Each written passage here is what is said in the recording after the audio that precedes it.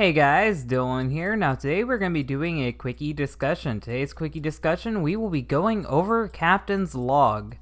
Now, we start this off with a quote saying, "Real life, the final frontier. These are the fails of the lolcow Christian, his continuing love quest to explore strange new attractions, locations, to seek out new gal pals, and new sweethearts, to boldly go where no high-functioning autistic virgin has gone before." Captain's Log, for a while, was Chris's usual opening to video blogs. First appearing in September 24th, 2008, it comes from a popular sci-fi franchise, Star Trek.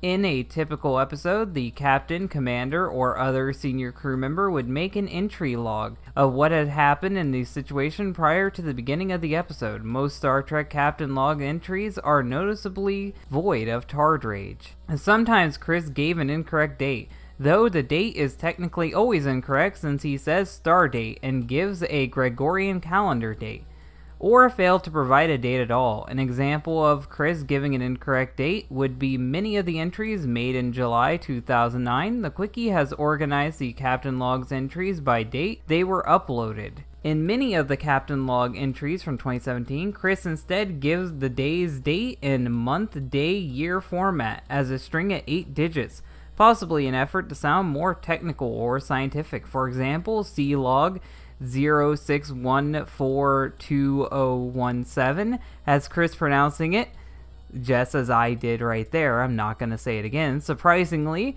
Chris rarely stumbles over such a long string of numbers, although I do fuck it up.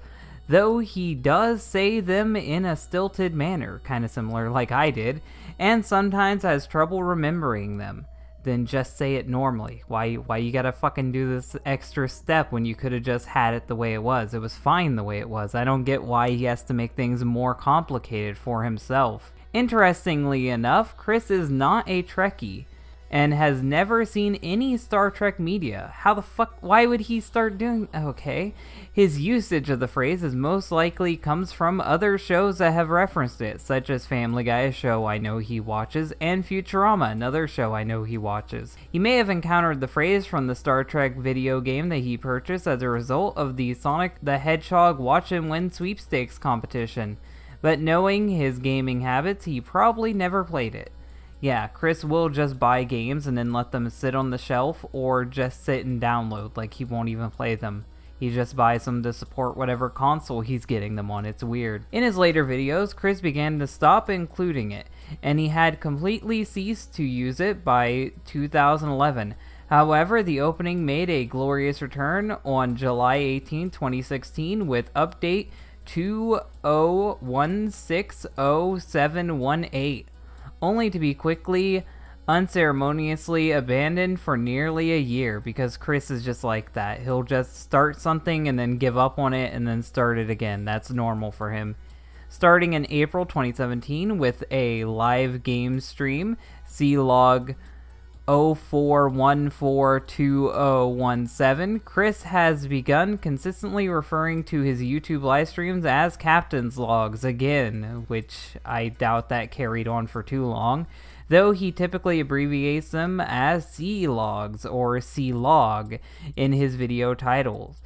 Of special note is his gaming stream, C log 04192017, The Shirt, wherein Chris wears his classic shirt and Sonichu medallion and introduces the video as a Captain's Log. Even Chris nostalgia panders now. What type of world do we live in?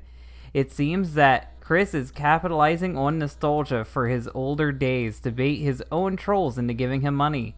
That's exactly what I've been saying for a long time now. More recently, he has taken to opening his videos with "Hello everybody, this is Christine Chandler, coming to you live from home once again." Yeah, we've watched several of his videos where he introduces it like that, even if said video was not recorded live, which usually they are not. Generally, a Captain's Log